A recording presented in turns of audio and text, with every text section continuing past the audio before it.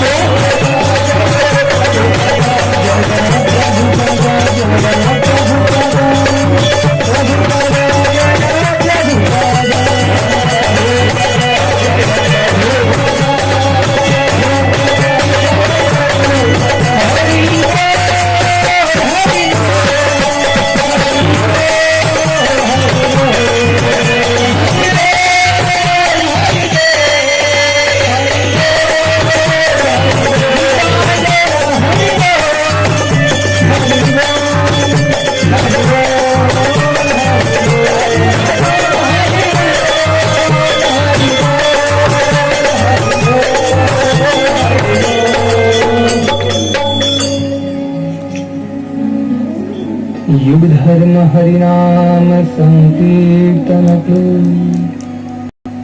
शिल प्रभुपाद की जय। निताय गौर हरि प्रेमानंदे।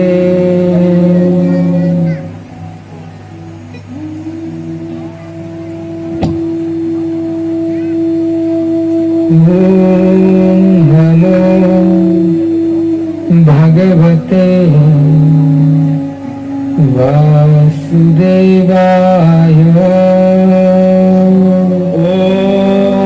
नमो भगवते वासुदेवाय।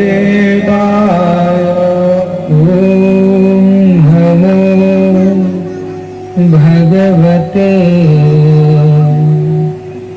वासुदेवाय।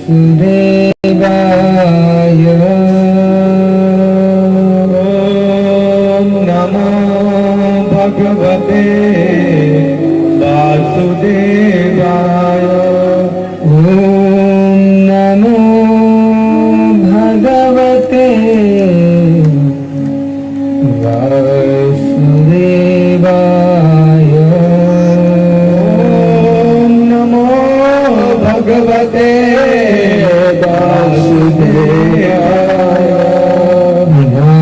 नारायणं नमस्कृत्यं नारायणं नमस्कृत्य नरं चैव नरोत्तमं नरं चैव नरोत्तमं देवीं सरस्वतीं व्यासं देवीं सरस्वती व्यासं ततो जयमुदीरये। ततो जयमुदीरये। नष्टप्रायेषु अभद्रेषु नष्टप्रायेषु अभद्रेषु नित्यं भागवत सेवया।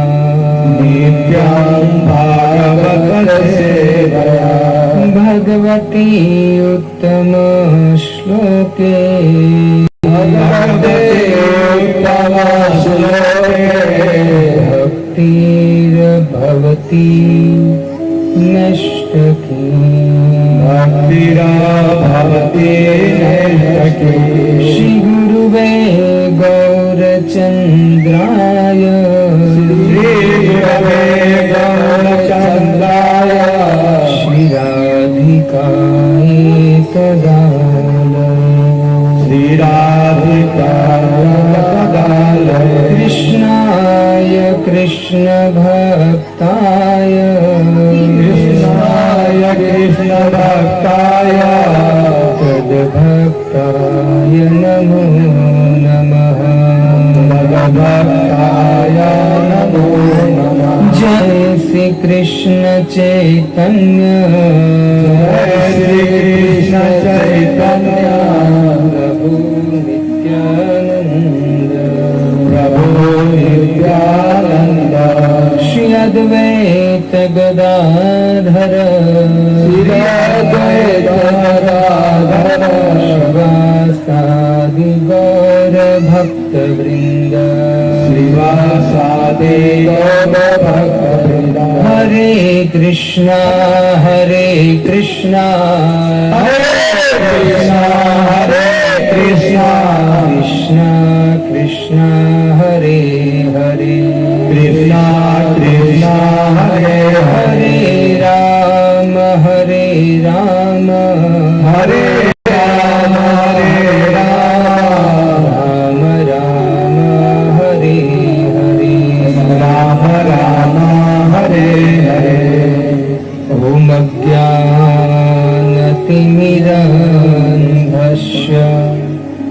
ज्ञानाञ्जनशलाकया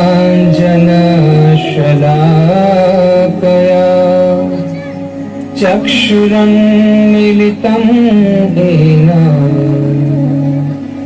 तस्मै श्रीगुरुवे नमः।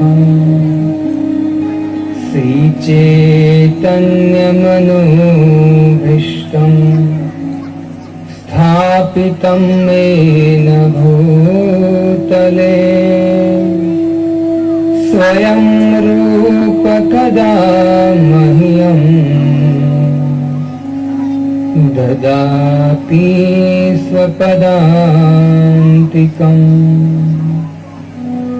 वन्देऽहं श्रीगुरो श्रीयुतपदकमलं श्रीगुरून् वैष्णवांश शिरूपं साग्रजातं सहगण रघुनाथान्वितं तं सजीवं साद्वैतं सावधूतं परिजनसहितं श्रीकृष्णचैतन्यदेवं श्रीराधा कृष्णपादान् सहगणललिता श्रीविशाखान्वितांश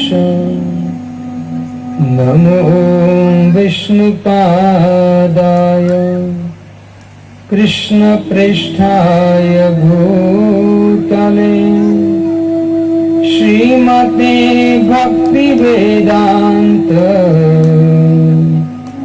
स्वामिनिति नामिने।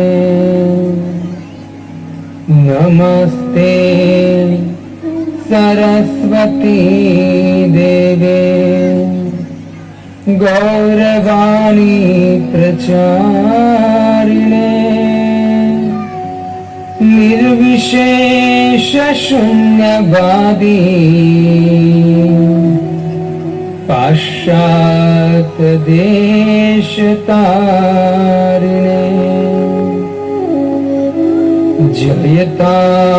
जयतामसुरतो पंगो मम मन्दमतिर्गतिः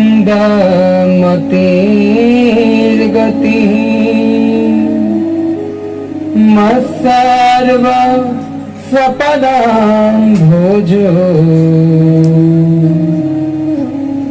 श्रीराधा मदनमोहनो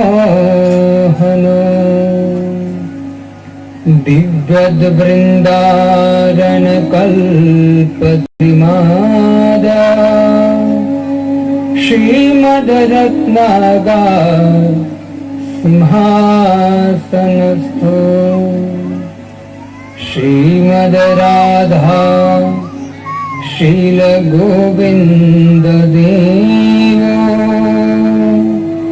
पृष्ठालिभिः सेव्यमानो स्मरामि श्रीमान् रासरसारम्भे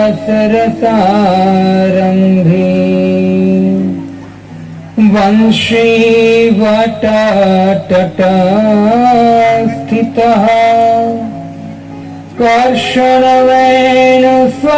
कर्षणवेणुस्वनेरगोपी गोपीनाथ श्रेष्ठुना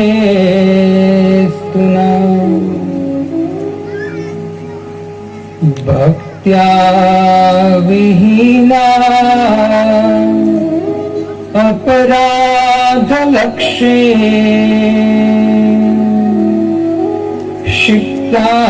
क्षिप्ताशकामा दितरङ्गमध्ये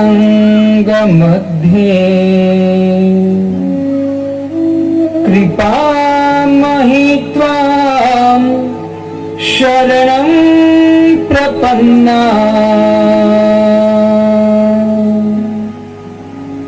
वन्दे वृन्दे नमस्ते चरणारविन्दम् वृन्दे नमस्ते चरणारविन्दम् मखेश्वरी त्रियेश्वरी स्वधेश्वरी सुरेश्वरी त्रिवेद भारतीश्वरी प्रमाण शाश्वमेश्वरी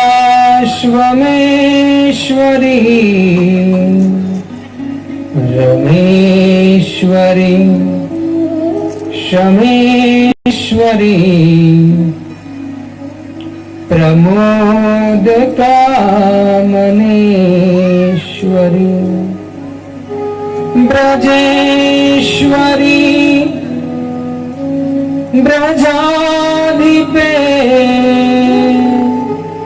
श्रीराधिके नमोस्तुते ब्रजेश्वरी ब्रजाधिपे श्रीराधिके नमोस्तुते बुद्धीन तनु जानके सुमिरो पवन कुमार बल बुद्धि विद्या देहु मोहे हरौ कलेश विकार हरे कृष्णा कृष्णा कृष्णा हरे हरे हरे राम राम राम हरे हाथ ऊपर करके सभी हरे कृष्णा कृष्णा कृष्णा हरे हरे हरे राम राम राम हरे हरे हरे कृष्णा कृष्णा कृष्णा कृष्णा हरे हरे हरे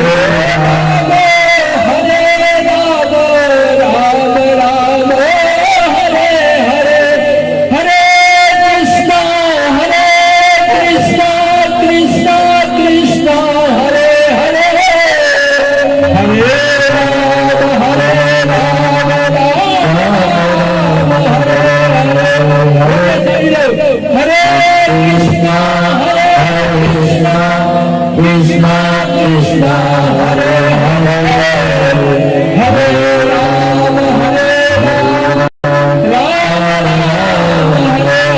हरे। आप लोग का आवाज नहीं है, आप लोग जोर से बोलिए। मैं बोला हरे कृष्णा कृष्णा कृष्णा हरे हरे हरे राम राम राम हरे हरे। आप मेरे पीछे बोलिए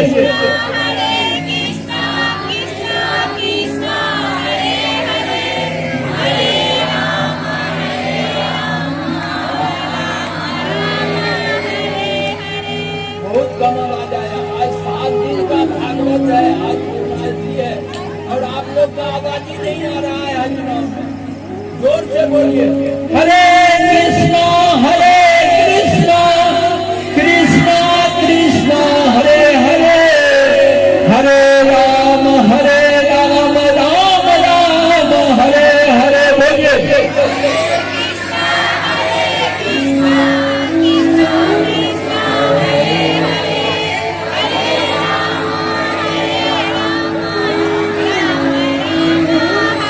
अब माता जी का हो गया, अब हमारे प्रभु जी सब बोलेंगे, आप लोग मत बोलना।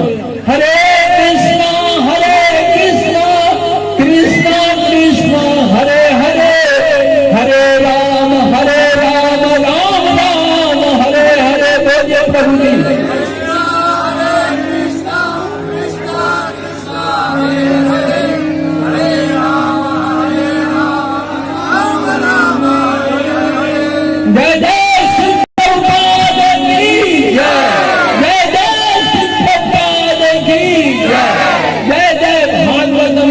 जय जय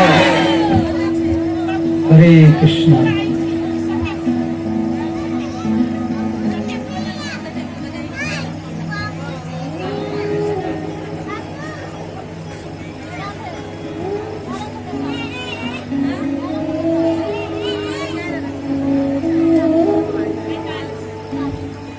हरे कृष्ण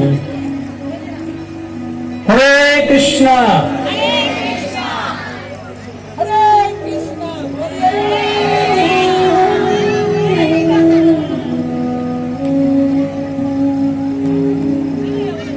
श्रीमद् भागवतम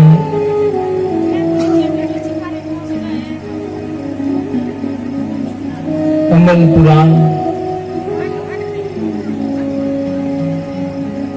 ऐसी भक्तिवेदांत स्वामी श्रील प्रभुपाद जी जिस इस्कॉन संस्था के आचार्य हैं,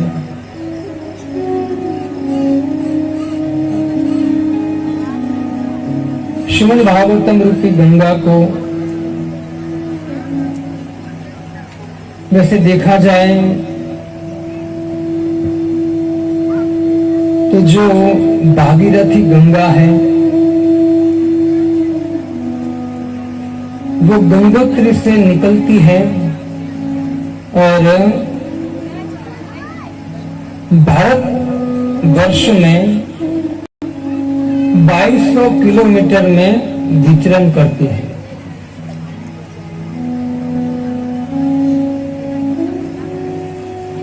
आप गंगोत्री गए होंगे तो आपको पता होगा कि गंगोत्री से भागीरथी गंगा निकलती है और हरिद्वार होते हुए अनेक पवित्र स्थानों में अनेक जगह को पवित्र करते हुए मां गंगा जहां समुद्र में प्रवेश करती है, मिलन होता है, गंगा सागर 2200 किलो तो गंगा का प्रवाह है।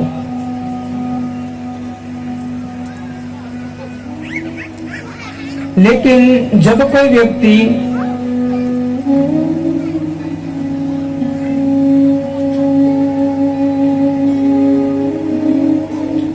गंगा में स्नान करता है तो निश्चित तो व्यक्ति पवित्र होता है, उनके पाप करते हैं। लेकिन गंगा में स्नान करने के बाद व्यक्ति पुनः अपने पाप नष्ट होने के बाद पुनः पाप करता है। तो जो पाप की वृत्ति नष्ट होनी चाहिए वो खाली गंगा में स्नान करने से नहीं होती है।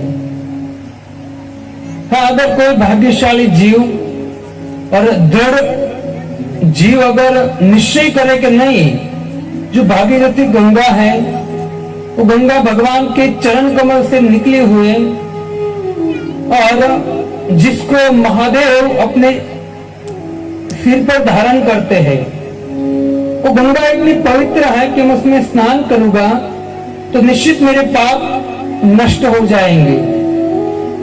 लेकिन हाँ, वो व्यक्ति पाप से एकदम निर्मूल हो जाता है अगर वो वापस पाप न करे तो। गंगा में स्नान करने के बाद कोई गारंटी नहीं है कि आप एकदम पाप से मुक्त हो या ना हो।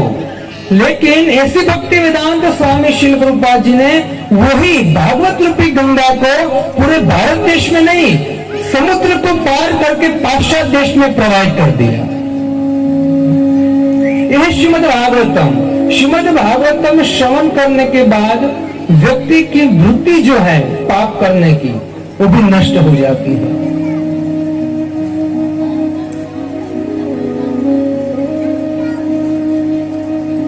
इसे भक्तों, इसी पावन गंगा के किनारे सुखदेव गोस्वामी महाराज परीक्षित को श्रीमद् भागवतम की कथा श्रवण करा रहे हैं। देखो भक्तों, ये जो सुखदेव गोस्वामी हैं, जो व्यास नंदन है, परीक्षित महाराज है, देखा जाए एक पूर्ण वैरागी है और एक पूर्ण अनुरागी है। परीक्षित महाराज पूर्ण वैरागी है चक्रवर्ती राजा होने के बाद भी परीक्षित महाराज अपना घर बार, अपना राज्य को तिलांजलि देकर भगवत प्राप्ति के लिए, साधु संतों के संग के लिए सब कुछ छोड़कर गंगा नदी के किनारे आए, पूर्ण वैरागी। और एक तरफ देखें जो भक्ता है, वो भक्ता पूर्ण अनुरागी। भगवान में इतना अनुराग है भक्त सुखदेव गोस्वामी को कि जब वेदव्यास जी की पत्नी, जिसका नाम था विटिका और एक नाम था अरुणी, माताओं से निवेदन करता हूं शांत रहिए, और आजू बाजू वाली माता शांत न रहे तो जो शांत माता है उसको निवेदन करता है, उसको थोड़ा बोले कि शांत रहो।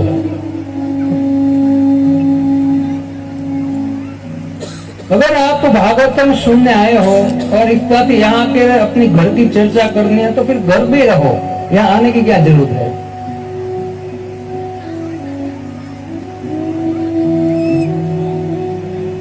इतना पवित्र जो भागवतम के शब्द है, ये जो अवसर है ना, बार बार नहीं मिलता है भागवतम सुनने का।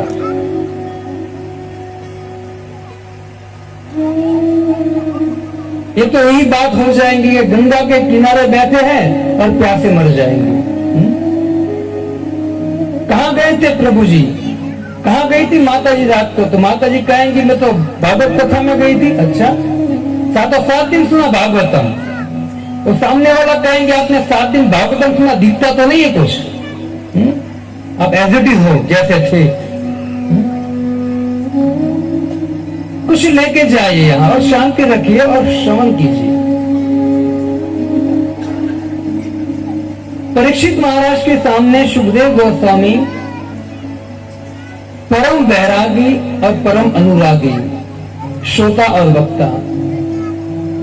भक्तों, वेदव्यास जी की पत्नी विटिका, जिसका एक नाम था अरुणी, उनके गर्भ में जब सुखदेव गोस्वामी थे ना, सुखदेव गोस्वामी प्राय हम देखा जाए तो माता के गर्भ में बच्चा जो होता है वो मिनिमम 9 महीने रहता है, लेकिन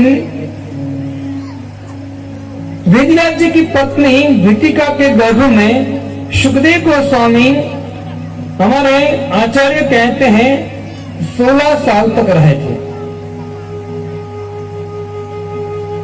सुखदेव गोस्वामी ने परीक्षित वेदव्यास जी ने सुखदेव गोस्वामी जो माता के गर्भ में थे उनको कहा, बेटा तू बाहर निकल। अब सुखदेव गोस्वामी गर्भ में अपनी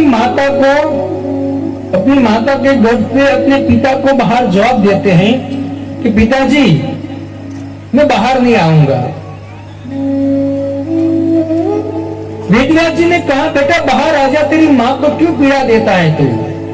सुखदेव गोस्वामी कहते, पिताजी मैं बाहर नहीं आऊंगा। क्यों? क्योंकि मुझे भगवान की माया से डर लगता है। भगवान की माया से डर लगता है। देखो, ये जो सुखदेव गोस्वामी है विरक्त है, एक अंग पर एक भी वस्त्र नहीं पहनते हो, इतने विरक्त है। उसको दुनिया से कुछ लेना देना नहीं है, दुनिया की माया से कुछ लेना देना नहीं है। लेकिन वो सुखदेव गोस्वामी वेदव्यास जी को कहते हैं कि मुझे भगवान की माया से डर लगता है। वेदव्यास जी ने भगवान श्री कृष्ण का आह्वान किया। भगवान श्री कृष्ण प्रकट हुए। वेदव्यास जी ने कहा कि प्रभु, मैंने आपका जो ग्रंथ है, आपकी लीला से भरा हुआ ग्रंथ श्रीमद् भागवतम, वो श्रीमद् भागवतम मैंने ग्रंथ रचना किया है, लेकिन वो श्रीमद् भागवतम धारण करें ऐसा कोई पुत्र नहीं था। आपकी कृपा से मुझे पुत्र की प्राप्ति हुई है जो अभी गर्भ में है, लेकिन प्रभु वो बाहर आना नहीं चाहता है। क्यों? तो कहते हैं कि वो आपकी माया से डर रहा है। भगवान श्री कृष्ण विटिका जहां थी वहां आए और विटिका के गर्भ में सुखदेव गोस्वामी को भगवान कहते कि बेटा तू बाहर आ जा। मेरी माया तुझे स्पर्श नहीं करेगी। सुखदेव गोस्वामी फिर भी बोले कि प्रभु मुझे आपकी माया से बहुत डर लगता है। जैसे ही सुखदेव गोस्वामी सुंदर वाक्य बोले ना, तो भगवान, अब देखिए भगवान श्री कृष्ण वेदव्यास जी को कहते हैं, व्यास त्वदीय तनया शुकमंडलोज्ञ। कहते कि है व्यास तेरा पुत्र है ना, तेरा पुत्र जो है वो तोते जैसा बोल रहा है, बहुत सुंदर वाणी है उनकी, शुक मनोज्ञ, इससे इनका नाम मैं शुक रखता हूं। विटिका के गर्भ में जब होते थे ना सुखदेव गोस्वामी, तब भगवान श्री कृष्ण ने सुखदेव गोस्वामी का नाम शुक रखा था। वही सुखदेव गोस्वामी भक्तों जब वो विटिका के गर्भ से बाहर निकले ना, तो तुरंत गर्भ से बाहर निकलकर 16 साल तो ऑलरेडी गर्भ में थे ही, तुरंत जैसे बाहर निकले सुखदेव गोस्वामी तुरंत घर से बाहर निकलकर भागे।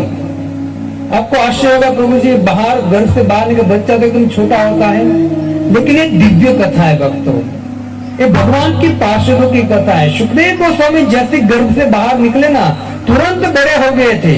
जैसे वेदव्यास जी सत्यवती के गर्भ से निकले, तुरंत बड़े हो गए। सत्यवती को कहा कि माता मैं जा रहा हूं और मुझे अनेक शास्त्रों की रचना करनी है, जब भी तुम मुझे बुलाएंगी मैं आ जाऊंगा। वैसे सुखदेव गोस्वामी जंगल की ओर भागने लगे। वेदव्यास जी सुखदेव गोस्वामी के पीछे पड़े, हा पुत्र करके।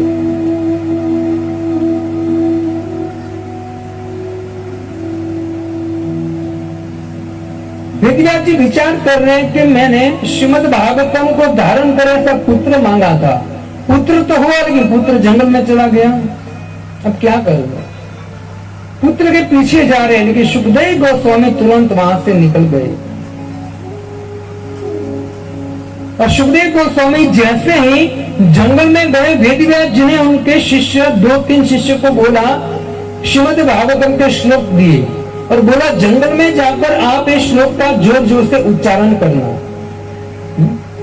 देखो भक्तों, ये भागवतम की महिमा मैं आपको सुना रहा हूं।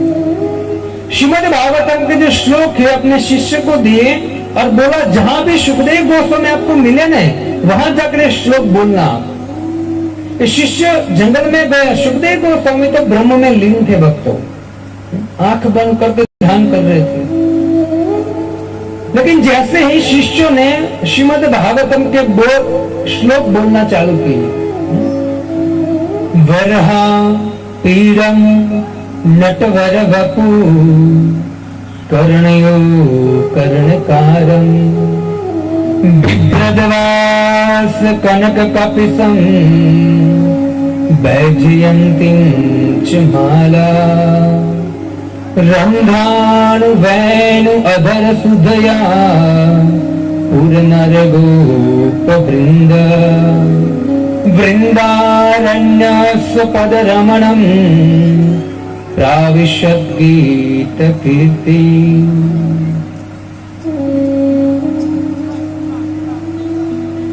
जैसे श्रीमद् भागवतम का श्लोक बोला कि भगवान श्री कृष्ण अपने सखाओं के साथ जंगल से आ रहे हैं गाय को चराते हुए, हाथ में बांसुरी है और अपने त्रिभंग ललित चाल से चल रहे हैं जैसे कोई हाथी चल रहा है। भगवान मुरली बजा रहे हैं, गले में वनमाला है, कान में कर्णिकारम, कान में एक सुंदर फूल है। तो सुंदर भगवान के रूप का वर्णन किया ना, सुखदेव गोस्वामी ब्रह्म में लीन थे। तुरंत ब्रह्म का ध्यान छूट गया और तुरंत आंखें खोली और आजू बाजू में देखने लगे। तुरंत शिष्य ने दूसरा श्लोक बोला,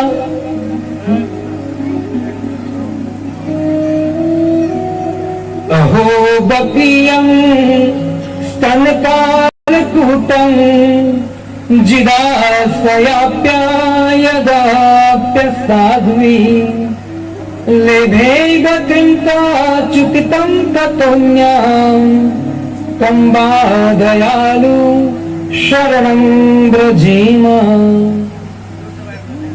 कि पुतना कालकूट नाम का विषय स्तंभ पर लगाकर आई थी, लेकिन वही पुतना को भगवान श्री कृष्ण ने माता की गति दे दी। कितने दयालु है भगवान। एक श्लोक रूप का और एक श्लोक दया का, दो श्लोक खाली सुने श्रीमद् भागवतम के। सुखदेव गोस्वामी की समाधि टूट गई और तुरंत जो ब्रह्म ब्रह्म करते थे ना, वो कृष्ण कृष्ण करने लगे। तुरंत वो जो शिष्य थे उनके पास गए और बोला कि श्लोक कहां से गा रहे हो आप? ये श्लोक है वो कहां से गा रहे आप? तो बोला कि श्लोक श्रीमद् भागवतम के है और ये श्रीमद् भागवतम का श्लोक आपके पिताजी ने मुझे सिखाया, हमको सिखाया है। और हम आपके मतलब वेदव्यास जी ने कहा है कि ये श्लोक बोलना है आपके सामने। सुखदेव गोस्वामी कहे कि इतने सुंदर श्लोक, और ये जो वेदव्यास जी हो तो मेरे पिता हैं। तुरंत सुखदेव गोस्वामी वेदव्यास जी के पास गए और वेदव्यास जी के चरणों में बैठकर श्रीमद् भागवतम पूरा सुना है। और वही श्रीमद् भागवतम सुनकर सुखदेव गोस्वामी विचरण करते करते अदस्यया दा मतमानपेक्ष विचरण करते करते परीक्षित के पास आए, एकदम अनुरागी। अब देखिए सुखदेव गोस्वामी के विषय में आप श्रवण करोगे ना, सुखदेव गोस्वामी एकदम एक भी कपड़ा नहीं पहनने थे, बस उनको भगवान के अलावा कुछ दिखता नहीं था। आत्मा रामस्व मुनियो निर्ग्रंथा भी में एक भी ग्रंथि नहीं थी संसार की। हमारे जीवन में तो बहुत सारी ग्रंथि होती है ना, चोटी में ग्रंथि, धोती में ग्रंथि, अनेक प्रकार की ग्रंथि है। सुखदेव गोस्वामी निर्ग्रंथा पीरुक्रम।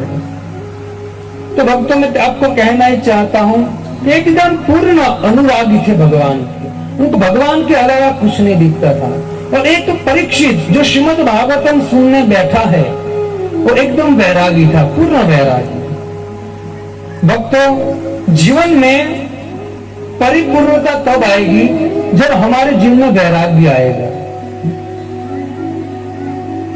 और वैराग्य प्राप्त करना ही जीवन का वास्तविक उद्देश्य है। इस संसार से वैराग्य आ जाए ऐसा प्रयत्न करना चाहिए। कभी कभी हम त्याग कर देते हैं, लेकिन त्याग कर देते हैं लेकिन वापस हम उसको अपना लेते हैं। कभी कभी क्या होता है, लोग परेशान हो जाते हैं, शराब पीते हैं, तंबाकू खाते हैं या कुछ नशा करते हैं, उससे इतने पक जाते सोचते आज से मैं तंबाकू नहीं खाऊंगा, दारू नहीं पीऊंगा। एक दो महीने बंद रहता है लेकिन वापस वो स्टार्ट हो जाता है। जो हम त्याग करते हैं ना वो वापस हम ग्रहण कर लेते हैं, लेकिन हमको वैरागी बनना है। और वैराग्य तब आएगा जब हम भगवान का नाम लेंगे, भगवान की कथा सुनकर उनको अप्लाई करेंगे जीवन। जो वैराग्य के द्वारा हमारे दुर्गुण को छोड़ते हैं ना, मतलब छूट जाते हैं ना, और दुर्गुण वापस नहीं आते हैं। लेकिन जो अपने से जो त्याग करते हैं ना, वो कभी कभी हम वापस उसको अपना लेते हैं माया के कारण। इससे चैतन्य महाप्रभु 500 साल पहले आए, उसने कहा वैराग्य विज्ञान निज भक्ति योग शिक्षार्थ में कम पुरुष पुराण। चैतन्य महाप्रभु इस जगत को वैराग्य सिखाने आए।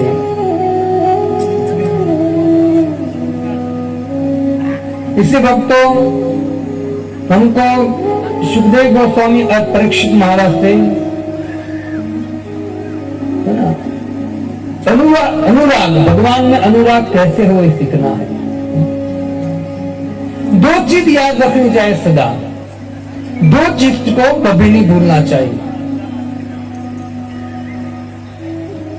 दो चीज को मत भूलिए, जो चाहिए कल्याण। अगर आप अपना कल्याण चाहते हो ना, तो दो चीज को कभी भूलना नहीं चाहिए।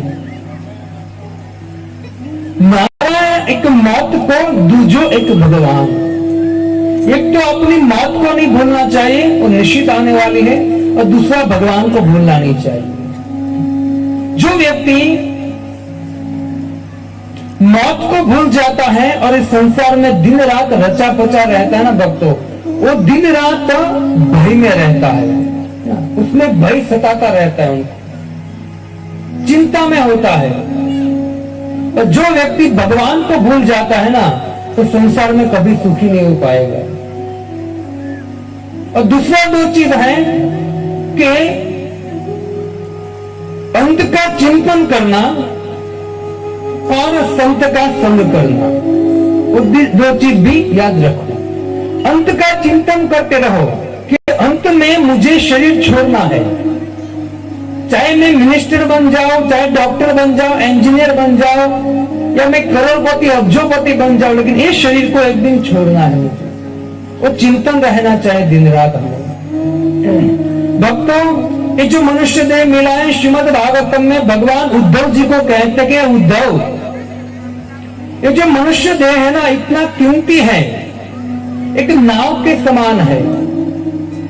भगवान उद्धव को कहते हैं, नृदेहम माध्यम सुलभम सुदुर्लभम प्लवम सुकल्पम गुरुकर्ण धारम मयान कुलैन नभस्तरेतितम पुमान भवाब्धि न तरेत स आत्मः। भले भक्तों को संस्कृत का ज्ञान न हो, लेकिन उनके बाद जो संस्कृत की व्याख्या करते उस पर ध्यान दीजिए आप। आखिरी दिन है श्रीमद् भागवतम, संत कहते हैं कि 6 दिन कोई भागवतम कथा में न आया हो, लेकिन 7वां दिन अंतिम दिन को अगर श्रीमद् भागवतम की कथा सुन लेता है तो उनको 7 दिनों का फल मिल जाता है। इसलिए आप 6 दिन नहीं आए हो और आज आए हो तो निवेदन करता हूं, ध्यान से श्रवण करो। और कल से तो हम इसी टाइम पर, मुझे पता है आप क्या करते होगे।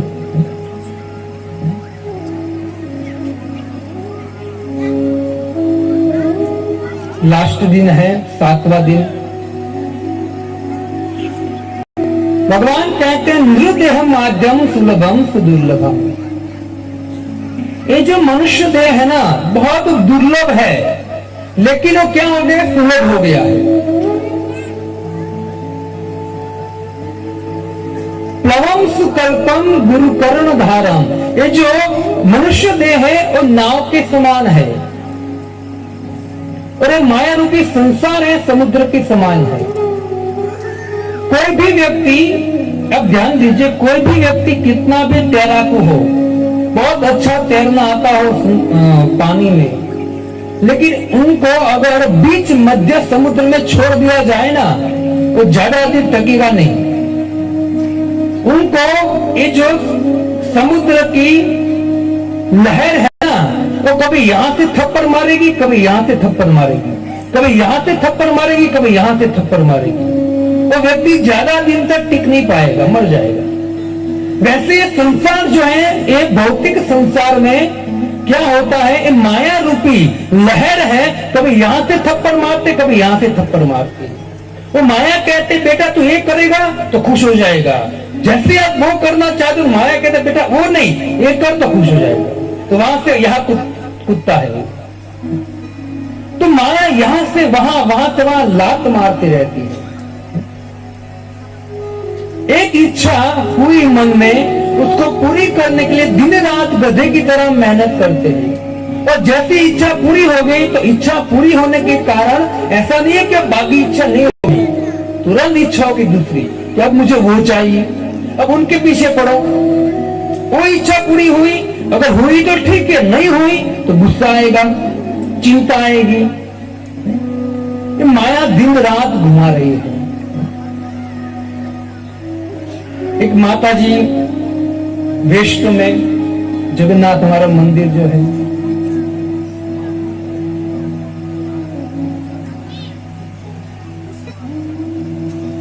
तो वहां जब इससे पहले वहां श्रीमद् भागवतम कथा था, कथा के 7वें दिन अंत में मेरे पास आई और मुझे बोली कि प्रभु जी मेरा प्रश्न है।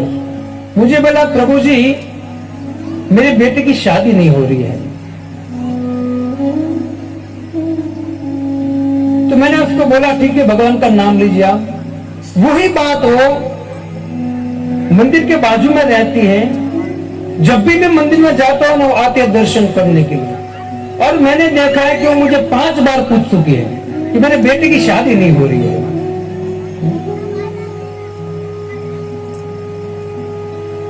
हम किसके पास जाकर कौन सा प्रश्न करना चाहे ना, वो भी हमको भान नहीं है। इस संसार में ऑलरेडी फंसे हैं। और जो व्यक्ति शास्त्र को जानता है, जो भगवान साधु संतों का संग किया है, उनके पास जाकर भी हम कैसे प्रश्न करते हैं? यही भौतिक प्रश्न करते हैं। गुरु के पास जाने के बाद भी हम क्या करते हैं? गुरु को प्रणाम करते हैं और प्रणाम करके कहते हैं गुरुदेव कृपा कीजिए, मेरी फैक्ट्री नहीं चल रही है।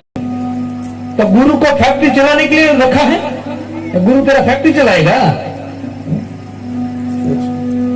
गुरु जी कृपा कीजिए, है ना, बिजनेस ठीक से नहीं चल रहा है कुछ, है ना, हाँ धक्का मारेगा गुरु बिजनेस को तेरे। गुरु जो है, गुरु भौतिक जीवन की प्रगति के लिए गुरु नहीं होता है। गुरु आध्यात्मिक जीवन की प्रगति के लिए होता है, क्योंकि जो भौतिक जीवन है नश्वर है। भौतिक जीवन में जिस तरह से एक धुआं होता है ना, धुआं को आप कितना भी पकड़ने का कोशिश करोगे ना, हाथ में आएगा नहीं वो, कितना भी प्रयत्न करो, ट्राई करो ना, कभी नहीं आएगा। वैसे ही आप इस संसार में कोई भी चीज को ग्रहण करने का प्रयत्न करोगे कि प्राप्त कर लूंगा, ये प्राप्त कर लूंगा, वो साथ में आने वाली नहीं है भक्तों। ये जो शरीर है तो नाव रूपी नाव के समान है शरीर में। प्लवम सुकल्पम गुरु कर्ण धारम, और जो नाव है उसका कैप्टन है गुरु, जो हमको शास्त्र का ज्ञान देता है, भक्ति देता है। नयानुकूलेन नभत्तरे स्थितम, और एक तो नाव है शरीर, और कप्तान कौन है? गुरु। और अनुकूल हवा है, शास्त्र रूपी अनुकूल हवा मिले हमको, क्या कमी है? लेकिन भगवान कहते हैं उद्धव, पुमान भवाब्दी न तरे स्व आत्मा। अगर फिर भी वो व्यक्ति इस भौतिक संसार को पार नहीं करता है ना, तो वास्तव में 1 नंबर का व्यक्ति मूर्ख है, अपनी आत्मा का हत्यारा है, वो खुद का हत्यारा है वो। इससे बहुत सावधानी से हमको इस जीवन को व्यतीत करना चाहिए भक्तों। वास्तव में हमारा वही हितैषी है। चैतन्य चरितामृत कविराज जी कहते हैं, सही तो परम बंधु सही माता पिता, श्री कृष्ण चरणे भक्ति दाता। वही हमारा सच्चा माँ है, सच्चे पिता है, जो हमको भगवान श्री कृष्ण की भक्ति दे। बाकी मैंने आपको तीसरे दिन बोला था वृषभदेव की कथा। वृषभदेव कहते कि माता न सश्चात, पिता न सश्चात, पति न सश्चात, गुरु न सश्चात। वो माता पिता नहीं है जो आपको भक्ति दे, लेकिन वास्तव में वही आपका सच्चा बंधु है, आपका मित्र है, सुहृद है, जो आपको कृष्ण भक्ति प्रदान करे। सही तो परम बंधु सही माता पिता, श्री कृष्ण चरण जय प्रेम भक्ति दाता। जो आपको भगवान का प्रेम और भगवान की भक्ति दे, वही वास्तव में हमारे माता पिता है सही।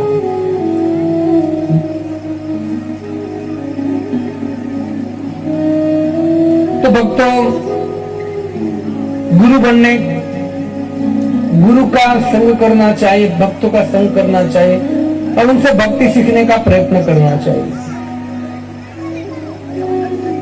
भगवान श्री कृष्ण उद्धव जी को कहते कि उद्धव, सकल जन्मे सभी माता पिता पाए।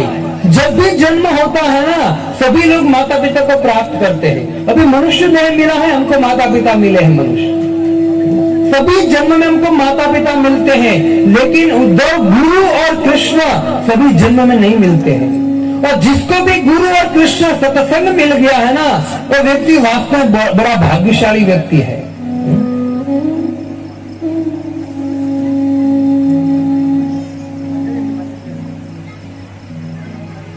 इससे है उद्धव, कोई व्यक्ति अगर योग हवन अनुष्ठान करता है उसमें प्रसन्न नहीं होता है। न साधयति माम योगो न सांख्यम उद्धव धर्म उद्धव न स्वाध्याय तपत्यागो यथा भक्ति मोर्जितो। भगवान कहते भक्ति द्वारा में प्रसन्न होता है। आप देखिए रामायण पढ़ेंगे ना आप, तो रामायण में भी माता शबरी को भी भगवान यही उपदेश देते हैं।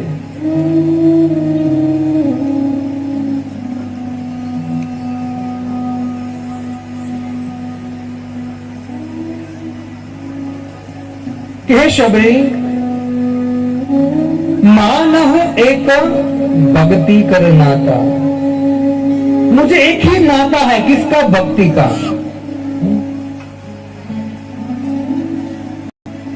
शबरी को भगवान कहते कि हे शबरी, और भक्ति से मैं प्रसन्न होता हूं, इसे तुझे क्या करना चाहे? तो कहते हैं भगवान, प्रथम भक्ति संतन कर संगा, दूसरी भक्ति मम कथा प्रसंग। पहली भक्ति तो है ना भक्तों का संग कर। देखो भक्त, हम भक्ति करते हैं, है ना, कुछ यज्ञ करते भगवान को प्रसन्न करने के लिए, लेकिन भगवान हमारे सामने प्रकट हो जाए, हमको दर्शन दे, फिर क्या बाकी रहा? लेकिन शबरी के सामने जब भगवान आए ना, तो भगवान शबरी के सामने होते हुए भी भगवान शबरी को कहते हैं कि शबरी, प्रथम भक्ति संतन कर संगा, तू संतों का संग कर। और भक्ति संतों के संग के द्वारा तो भगवान को प्राप्ति थी, लेकिन फिर भी भगवान जब मिले तो भगवान शबरी को उपदेश देते हैं कि प्रथम तू भक्तों का संग कर और भक्तों के मुख से मेरी कथा का श्रवण कर। भगवान मिल जाए फिर क्या जरूरत है हमको, लेकिन भगवान सिखा रहे हमको, है ना, कि हमको करना क्या चाहिए? भक्तों के संग में हरि कथा गुण गाना चाहिए। ऐसे भक्तों, कल हमने भगवान का विवाह रुक्मणी के साथ श्रवण किया। वैसे देखा जाए भगवान ने 16,108 शादी किया है, अद्भुत शादी किया है। जब 16,000 रानियों के साथ शादी किया ना भक्तों, 16,108 थी, लेकिन जो 16,100 के साथ शादी किया ना, एक साथ किया भगवान ने शादी, है ना, विलक्षण शादी, ऐसी शादी कभी देखी नहीं होगी हमने। जब 16,100 कन्या थी ना, रानियां भगवान की, जब शादी हुई ना तो 16,100 मंडप थे।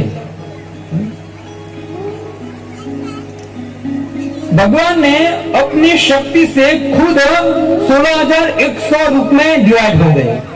सभी मंडप में सभी रानियों के साथ भगवान है। खाली भगवान नहीं, सभी मंडप में वसुदेव और देवकी है। विचार कीजिए, 16,100 रानियां है ना, तो 16,100 कृष्ण हो गए, 16,100 देवकी हो गई, 16,100 वसुदेव हो गए। ये भगवान की शादी है। इसे मैंने कल बोला था, हम संसारी लोग शादी करते हैं और फंसते हैं, है ना। शादी करने के बाद पछता होता है कि प्रभु ये शादी करना फंस गया।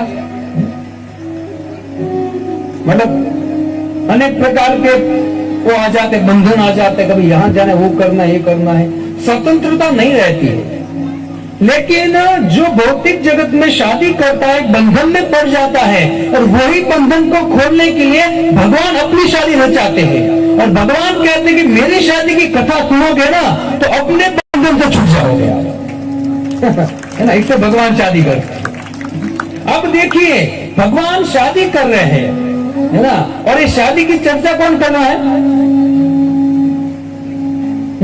जो विरक्त चूड़ामणि है सुखदेव गोस्वामी, जिसको स्त्री से कुछ लेना देना है ही नहीं, शादी से कुछ लेना देना है ही नहीं, ऐसा व्यक्ति अभी शादी की चर्चा कर रहा है। क्यों? क्योंकि ये जो शादी है ना वो बहुत दिव्य शादी है। इस शादी सुनने से, श्रवण करने से समस्त प्रकार के बंधन छूट जाएंगे।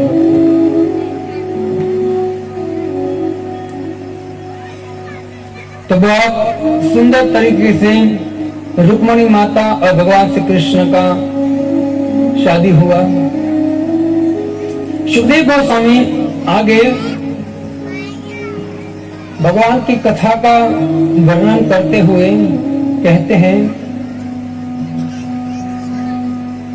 कि भगवान और रुक्मणी के द्वारा एक पुत्र की प्राप्ति हुई जिसका नाम था प्रद्युम्न। प्रद्युम्न भगवान श्री कृष्ण जब सृष्टि की रचना किया तो भगवान से बलराम जी प्रकट हुए। बलराम जी से चतुर्व्यूह प्रकट होता है और चतुर्व्यूह में एक तो है संकर्षण, अनिरुद्ध, वासुदेव और प्रद्युम्न। वही प्रद्युम्न यहां प्रकट हुआ है कृष्ण के पुत्र के रूप में। पद्म पुराण में वेदव्यास जी कहते हैं, हमारे आचार्य वर्णन करते हैं कि जब महादेव शिव जी का एक नाम है कामारी। क्या नाम है? कामारी। और भगवान का एक नाम है कंसारी। याद रखना, भगवान का नाम एक कंसारी है और शिव जी का नाम कामारी है। शिव जी का नाम कामारी इसलिए है क्योंकि शिव जी ने कामदेव को भस्म कर दिया था। और भगवान का नाम कंसर इसलिए है क्योंकि भगवान ने कंस को मारा था। सुखदेव गोस्वामी वर्णन करते हैं कि भगवान शिव जब कामदेव को भस्म कर दिया, कामदेव के शरीर को भस्म कर दिया, और जब रति, कामदेव की पत्नी रति शिव जी के पास आई और कहा कि हे प्रभु, आपने मेरे पति को शरीर आपने छीन लिया, मुझ पर कृपा कीजिए और मेरा पति मुझे वापस दीजिए। शिव जी ने कहा, देख तेरा पति मरा नहीं है, लेकिन तेरा पति बिना शरीर के कार्य करेगा। अभी देखिए, कोई व्यक्ति में काम वासना प्रकट होती है ना, तो काम वासना कहां प्रकट होती है? मन में। तो जो कामदेव है ना, बिना शरीर वाला है वो, है ना, इसलिए उनका एक नाम है अनंग। क्या नाम है? अनंग, जिसका कोई अंग नहीं है। लेकिन एक दिन की बात है, शिव जी की तपस्या करने बैठी रति सोचा कि मेरे पति को वापस प्राप्त करने के लिए शिव जी की आराधना करूंगी। और उसी समय वहां एक राक्षस जिसका नाम था शंबर राक्षस था। और शंबर राक्षस भी शिव जी की तपस्या कर रहा था। इतनी तपस्या बढ़ गई, शिव जी प्रकट हो गए और दोनों को कहा कि मांगे क्या चाहिए। शिव जी ने कहा कि शंबर क्या चाहिए तुझे, मांग। तो शंबर ने कहा कि मुझे कामदेव की पत्नी रति है ना, वो चाहिए, उनको मैं महल में रखना चाहता हूं। शिव जी ने कहा कोई बात नहीं, तथास्तु, रति तेरे महल में रहेगी, लेकिन तेरे महल में खाली रहेगी और वो कोई कुछ सेवा करेगी, बाकी तुझे उनको छूना नहीं है। तो ठीक है, मेरे महल में शो बहुत सुंदर थी रति। और रति को पूछा तुझे क्या चाहिए? संबर चला गया, रति को पूछा क्या चाहिए? रति ने कहा मेरा पति चाहिए मुझे, आपने जिसको भस्म कर दिया वो कामदेव, मेरा पति चाहिए मुझे। महादेव ने कहा कि आप दोनों ने साथ में तपस्या की, स्वयं तपस्या किया है, लेकिन फिर भी मैंने संबर को पहला वर मांगने को क्यों कहा? कि मुझे पता था क्या मांगने वाला है और मैंने तुझे उसको तथास्तु कह दिया है। मतलब तुझे उनके महल में जाना है, तेरा पति चाहे ना तुझे, तेरा पति वो संबर राक्षस है ना, उसके महल में तुझे मिलेगा। बोले कैसे? तो शिव जी ने कहा तू वहां जा, तेरा जो पति है वो प्रद्युम्न, भगवान श्री कृष्ण का पुत्र प्रद्युम्न जो रुक्मिणी के गर्भ से प्रकट होगा, वो कामदेव जो है उसमें प्रवेश है। कामदेव जो प्रद्युम्न के अंदर कामदेव का प्रवेश है, प्रद्युम्न को कामदेव का रूप भी कहा गया है। तो बोला वही साक्षात कामदेव है। पुराण में ऐसा कहा गया है कि जो प्रद्युम्न है साक्षात कामदेव है, और अमुक जगह मध्वाचार्य और अनेक आचार्य ऐसे कहते हैं कि प्रद्युम्न चतुर्वीरों में से प्रद्युम्न है, लेकिन जो कामदेव है वो प्रद्युम्न प्रवेश हुआ है। मतलब प्रद्युम्न मिलित अवतार है। रति को कहा कि वो जो प्रद्युम्न है वो साक्षात कामदेव है, मतलब तेरा पति है और उनके साथ तू रहना, तेरी शादी होगी उनके साथ। शिव जी ने समझाकर भेजा। एक दिन की बात है, शंबरासुर को एक ऋषि ने शाप दिया कि तेरी मौत है ना, तू इतना आतंक मचा रहा है, इतनी माया जाल रच रहा है, तेरा मौत है ना वो भगवान श्री कृष्ण का प्रथम पुत्र प्रद्युम्न के हाथ से होगा। देखो भक्तों, मौत तो निश्चित आने वाली है, आप बचने का प्रयत्न मत करो। आप एग्जाम्पल सुनो खाली। कंस था, कंस को देवताओं ने बोला तू मरने वाला है, देवकी का 8वां गर्भ तुझे मारेगा। तो कंस ने क्या किया, उनको पता चला मेरी मौत आएगी, अब वो मौत से बचने का प्रयत्न किया उसने। ध्यान से सुनिए। अब देखो भगवान श्री कृष्ण भगवत गीता में कहते हैं, अर्जुन जातस्य ध्रुवो मृत्यु ध्रुवम जन्म मृतस्य च, जिसका जन्म हो उसकी मृत्यु निश्चित है। लेकिन जो कंस जैसे असुर होते हैं वो अपनी मौत को टालने का प्रयत्न करते हैं। हमको असुर नहीं बनना चाहिए, हमको मौत को सजाने का प्रयत्न करना चाहिए। ये जो इस्कॉन संस्था है ना और श्रीमद् भागवतम है ना, वो हमको मृत्यु महोत्सव सिखाती है कि मृत्यु को भी महोत्सव कैसे बनाया जाए। लेकिन कंस ने पता चला मेरी मौत आने वाली है, तो मौत को दूर करने के लिए उसने अनेक पाप किए, लेकिन फिर भी मौत दूर गई, मौत तो निश्चित आई। हिरण्यकशिपु को देखिए आप, हिरण्यकशिपु को पता था कि विष्णु मुझे मारेगा, उसने बचने का बहुत प्रयत्न किया, मौत से बचाओ नहीं। रावण बचा नहीं। बड़े बड़े राक्षस थे जिससे देवता भी डरते थे, वो भी मौत से नहीं बचे। लेकिन हमको शिक्षा लेनी चाहिए परीक्षित महाराज से। जैसे परीक्षित महाराज को कहा श्रृंगी ने, है ना, कि तुझे 7 दिन में तक्षक नाग दंश मारेगा, परीक्षित महाराज तुरंत समझ गए कि मौत श्राप दिया है ब्राह्मण के लड़के ने, मेरी मौत निश्चित आएगी और मौत तो संभव ही है, निश्चित आने वाली है। तो मौत से बचने का प्रयत्न नहीं करना चाहिए, मौत को गले लगाना चाहिए। और हंसते हंसते मौत को गले लगाने का एक ही उपाय है, भगवान की शरण में जाया जाए।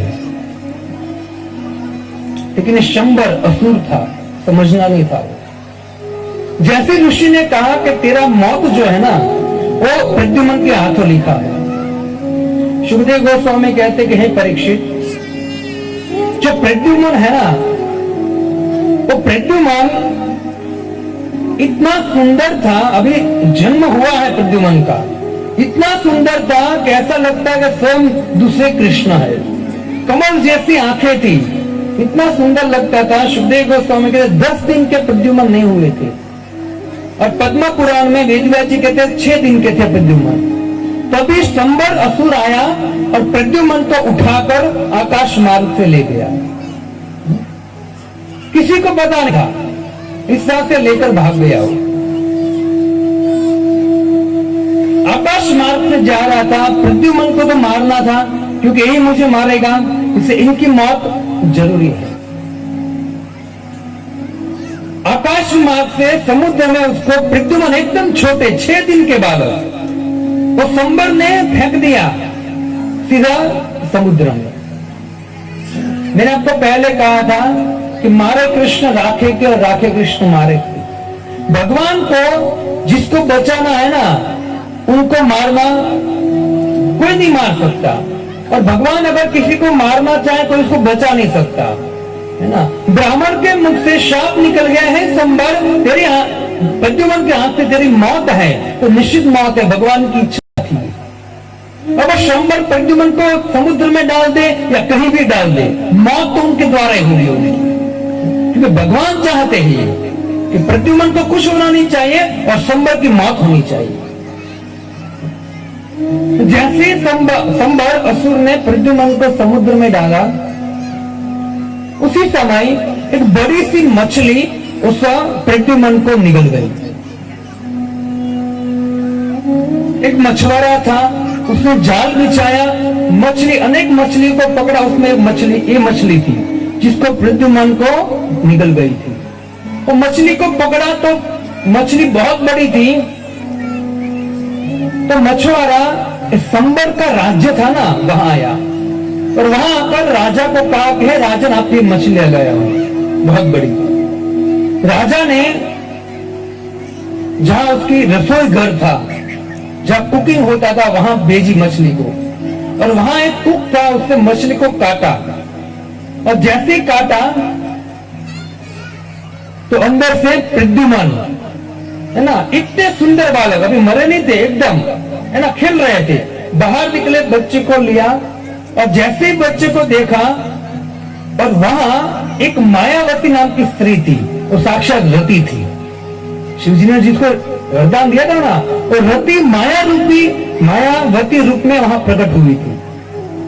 तो मायावती स्त्री थी, एकदम अभी युवान थी, 12 साल के आसपास, 10-12 साल की। एक प्रद्युम्न को सौंप दिया उनको कि इनकी संभाल तू रख, बच्चे के अंदर से प्रकट हुआ। और जैसे देखा ना, मायावती थोड़ा समझ गई कि साक्षात मेरे पति हैं। अब रति जो है और उनका पालन पोषण करने लगे, 1 साल, 2 साल, 3 साल, और बड़े होते गए प्रद्युम्न। अब प्रद्युम्न बड़े होते गए तो जो मायावती थी ना, वो मायावती प्रद्युम्न को प्रेम करने लगी। इस तरह से प्रेम करती जैसे कोई प्रियतम हो, माता भाव से प्रेम नहीं करती थी।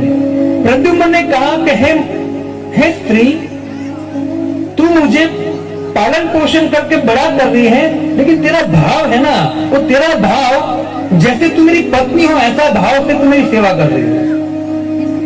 मायावती ने कहा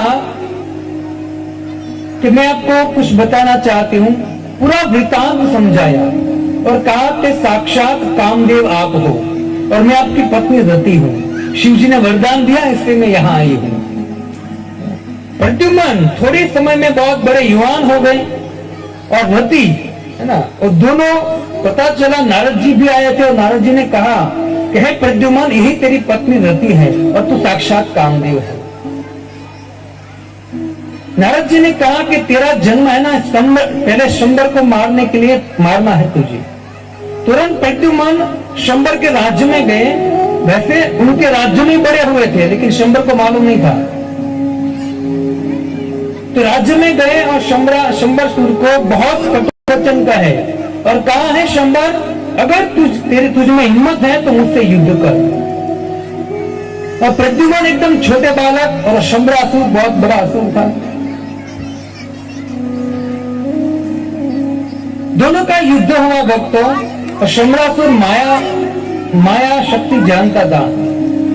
कभी आकाश में चला जाता, कभी जमीन पर आता, कभी अदृश्य हो जाता, अनेक प्रकार की माया रचता। लेकिन सुखदेव गोस्वामी कहते कि हे परीक्षित, ये जो प्रद्युम्न है ना, वो भगवान से थोड़ा सा भी कम नहीं था। श्रीमद् भागवत पढ़ोगे ना, आगे जाके कथा आगे, एक राक्षस था जो शिव जी का ही भक्त था। देखो, ये भी शिव जी का भक्त है। प्रद्युम्न आगे जाके इसका गला काट देगा, शिव जी वहां नहीं आएंगे। इससे बाद आप देखोगे यही कथा में आगे, और एक व्यक्ति था असुर जो शिव जी का भक्त था। शिव जी ने उसको ऐसा विमान दिया था, और जब चाहे उसको प्रकट करता था, जब चाहे वो। लेकिन भगवान जब उनके सामने आए ना, भगवान ने एक ही तीर से उसका रथ जला दिया और उनको भी मार दिया। कहने के मेरा तात्पर्य है कि भले शिव जी का भक्त हो, है ना, या ब्रह्मा जी का भक्त हो, जब कोई व्यक्ति भगवान या भगवान के अंश या भगवान के भक्तों का जब अपराध करता है ना, भगवान को छोड़ते नहीं है, शिव जी भी बचाने नहीं आते। शंबर तुरंत युद्ध कर रहा था और मायावी शक्ति रचना कर रहा था, लेकिन प्रद्युम्न ने थोड़ी देर उसको खेलने दिया। फिर प्रद्युम्न ने अपने तीर्थ को निकाला, अनुसंधान किया, अनुसंधान से एक ही तीर में उस शंबर असुर का गला काट दिया। सुखदेव गोस्वामी हमारे प्रभुपाद जी तात्पर्य में लिखते कि देखिए आप, महादेव है, इतनी तपस्या किया है, लेकिन महादेव भी जब ऐसे असुर भगवान का द्वेष करता है ना, भगवान उसको कभी बचाते नहीं है, महादेव कभी बचाते नहीं है उनको। प्रद्युमन रति को लेकर आकाश मार्ग से द्वारका पहुंचा, और जैसे द्वारका पहुंचा समस्त रानियों ने देखा कि कमल समान नैन वाला है कौन संतान। रुक्मणी ने जैसे देखा, रुक्मणी ने तुरंत कहा, पहले तो सभी रानियों, दूर से आ रहा था प्रद्युमन, दूर से आ रहा, सभी रानी अपने साड़ी का घूंघट निकाल दिया कि हमारे पति है, और शर्मा गई। लेकिन जैसे प्रद्युमन नजदीक आता गया ना, तो समस्त रानियों ने कहा कि नहीं, ये हमारे पति नहीं है, कृष्ण नहीं है, क्योंकि हाव भाव समझ गए तुरंत, थोड़ा बहुत तो डिफरेंट रहता है ना। तो प्रद्युमन नजदीक आए, सभी रानियों ने कहा कि प्रद्युमन कृष्ण नहीं है, लेकिन रुक्मणी समझ गई कि ये मुझे लगता है कि मेरा पुत्र है। जैसे ही प्रद्युमन के सामने रुक्मणी वार्तालाप कर रही थी ना, उसी समय नारद जी वहां प्रकट हुए, और नारद जी ने सब कुछ बताया कि हे रुक्मणी माता, वास्तव में आपका जो पुत्र खो चुका था ना आप, प्रद्युमन, ये साक्षात ही प्रद्युमन है।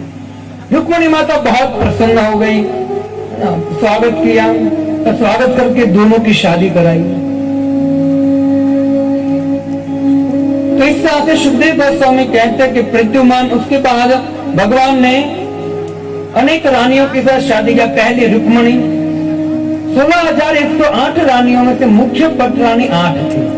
पहली रुक्मणी, दूसरी सत्यभामा, तीसरी जाम्बती, चौथी यमुना, पांचवी सत्या, छठा नागनजीती, सातवां भद्रा और आठवां लक्ष्मणा।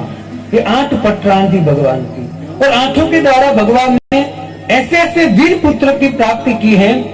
जब भगवान ने जहां भी युद्ध किया है, सभी एक पुत्र थे और भगवान की सहाय के लिए थे, मतलब साथ में युद्ध करते थे, लेकिन कभी किसी ने उनको हरा नहीं पाए। सुखदेव गोस्वामी सब चर्चा करते करते सुखदेव गोस्वामी कहते हैं कि हे परीक्षित, भगवान की जो दिव्य लीला है वो अनंत लीला है, पर उनका कोई पार नहीं है। लेकिन भगवान जो इस वृंदावन धाम में प्रकट हुए हैं, तो भगवान का एक ही कार्य है, तो अपनी लीलाओं के द्वारा इस बद्ध जीवों को मोहित करना। और जब बद्ध जीव भगवान की लीलाओं में मोहित हो जाता है, तो वही जीवन की सिद्धि है। आज के दिन हमारे गुरु शिष्य परंपरा के आचार्य, जिसका नाम है माधवेंद्र पुरी, माधवेंद्र पुरी का तिरुभाव दिन है आज।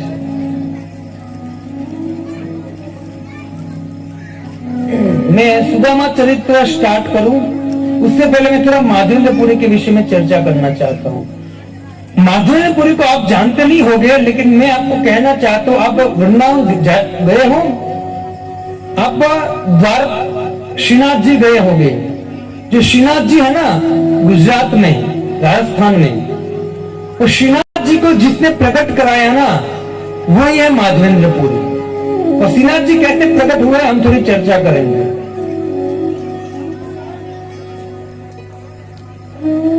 एक दिन की बात थी कि माधवेंद्र पुरी पाद वृंदावन में गोवर्धन की परिक्रमा कर रहे थे। गोवर्धन की परिक्रमा करते करते नित्य भगवान का स्मरण, नाम चिंतन करते रहते, और नाम लेते लेते इतने भाव विभोर हो जाते कि रोने लगते।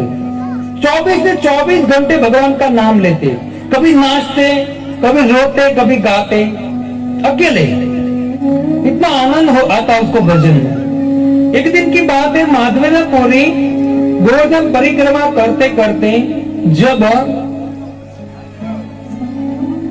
गोविंद कुंड के पास पहुंचे, एक वृक्ष था, उनके नीचे बैठे जप कर रहे थे भगवान का हरे कृष्णा कृष्ण कृष्ण हरे हरे, हरे राम राम राम हरे हरे।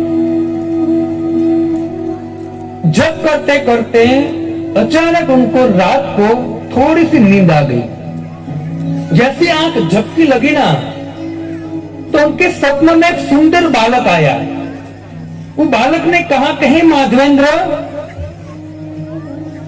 मैं यही नजदीक ये जो गोवर्धन पर्वत है ना, उसके ऊपर मैं अंदर हूं, तू मुझे अंदर से निकाल, तू मुझे अंदर से निकाल, मुझे बहुत गर्मी हो रही है। वैसे उससे पहले जब माधवेंद्रपुरी बैठे थे ना, तो एक सुंदर बालक आया और बालक ने दूध दिया। माधवेंद्रपुरी ने वो दूध लिया और बालक ने कहा कि हे बाबा जी, मेरी माता ने कहा है कि आजू बाजू में कोई भी साधु भूखा नहीं रहना चाहिए, और जो भी भूखा हो ना, उनको मेरी माँ है ना, वो खाना पहुंचाती है। इसलिए अभी मैं विचन कर रहा था, तो मेरी माँ भी यहाँ से पानी भरकर निकली, तो मेरी माँ ने कहा कि साधु वहां बैठा है, लगता है भूखा है, इनको तो दूध दे के आ। इसलिए मैं दूध देने आया। इतना सुंदर बालक था। और जैसे ही मटकी में दूध लेकर आया था और कहा बालक ने कि बाबा जी आप दूध पिए, मैं अभी रिटर्न आऊंगा ना वापस, तो एक मटकी लेकर जाऊंगा। लेकिन माधवेंद्रपुरी ने दूध पिया और दूध का स्वाद ऐसा था दिव्य, ऐसा कभी भी उसने दूध पिया नहीं, इतना सुंदर स्वाद था ना। साक्षात भगवान थे, आए थे वो। माधवेंद्रपुरी दूध पिया और वो बालक तो आया नहीं। माधवेंद्रपुरी जप करते करते थोड़ी सी आंख लगी, रात को सोए। उसी समय वही बालक उनके सपने में आया और सपने में आकर बोला कि हे माधवेंद्रपुरी पाद, मैं इस गोवर्धन के अंदर हूं, आप कृपा करके झाड़ी को हटाकर मुझे अंदर से बाहर निकालो, मुझे गर्मी हो रही है, मुझे बहुत गर्मी हो रही है। माधवेंद्रपुरी बात तुरंत जग गए और जग कर तुरंत और रोने लगे कि जो लड़का कल, जो सुंदर बालक जो मुझे कल दूध देने आया था ना, वही मुझे सपने में आया। मतलब वही कौन है? साक्षात भगवान है। बहुत रोने लगे, रोते रोते भाव विभोर हो गए। फिर शांत होकर विचार किया कि मुझे अभी क्या करना चाहिए, भगवान ने जो आदेश दिया वो करना चाहिए मुझे। माधवेंद्रपुरी सुबह होते ही वृंदावन वासियों को बुलाया और बुलाकर सबको बोला कि भगवान मेरे स्वप्न में आए थे और भगवान ने कहा कि मैं गोवर्धन के नीचे हूं, आप मुझे इस झाड़ी से बाहर निकालो। अभी अगर हमारे सपन में भगवान आए और हम किसी को कहेंगे ना कभी, तो भी कोई नहीं मानेगा हमारी बात। मानेगा? नहीं मानेगा कोई।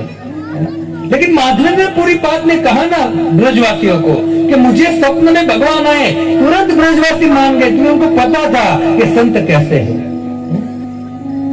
सभी जुड़े और झाड़ी थी ना, वो झाड़ी को हटाई, अंदर थोड़ा सा खोदा ना, तो अभी भी श्रीनाथ जी आप जाओगे ना, तो श्रीनाथ जी जो अभी श्रीनाथ जी है ना, भगवान का गोपाल जी का विग्रह श्रीनाथ जी, वो श्रीनाथ जी, वही श्रीनाथ जी वहां से बाहर निकाले, उनको उनकी पूजा पाठ चालू किया। तो कहने के मेरा तात्पर्य यही माधवेंद्रपुरी का तिरोभाव दिन है। 500 साल पहले वो इस धराधाम पर कृष्ण भावनामृत का प्रचार करने के लिए प्रकट हुए थे और आज के दिन उनका तिरोभाव दिन है। ये हमारे परंपरा के शुद्ध वैष्णव है। इसकी कथा तो बहुत लंबी है, लेकिन मैंने स्मरण किया खाली, क्योंकि ऐसे शुद्ध भक्तों का स्मरण कर कर हमारा हृदय शुद्ध होता है। क्योंकि ये चैतन्य महाप्रभु साक्षात भगवान थे। 500 साल पहले वही कृष्ण चैतन्य ने ईश्वरपुरी को गुरु बनाया। क्यों? क्योंकि ईश्वरपुरी के गुरु माधवेंद्रपुरी थे। तो माधवेंद्रपुरी बाद भगवान श्रीनाथ जी की बहुत सुंदर सेवा करते, शुद्ध भक्त थे, दिन रात भगवान का स्मरण करते। तो आज के दिन हम सब प्रार्थना करें महादेवपुरी पाठ को कि भगवान की शुद्ध भक्ति हमें भी प्रदान करें, यही हम आपसे कामना करते हैं। क्योंकि साक्षात श्रीनाथ जी जिनके दर्शन अभी लाखों लोग करते हैं, है ना, जब दर्शन करने जाना है तो लाइन में खड़ा रहना पड़ता है आधा दिन। वही श्रीनाथ जी को प्राकट्य करा महादेवपुरी ने।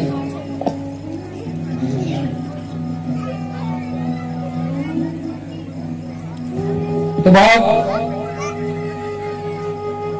शुभ और सुंदर दिन है। सुखदेव गोस्वामी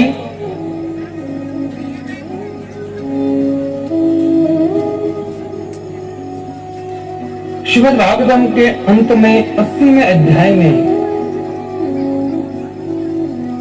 सुदामा चरित्र की चर्चा करते हैं। परीक्षित ने प्रश्न किया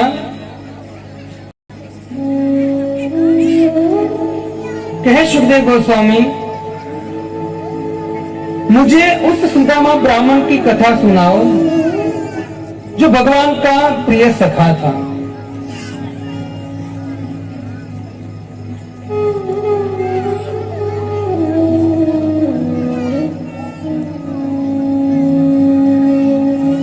जय जय कृष्ण कथा,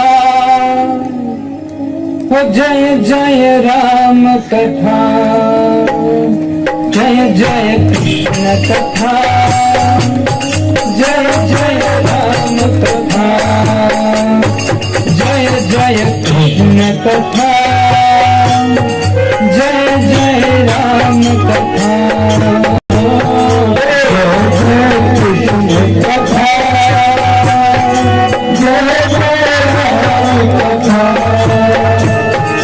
जय जय कृष्ण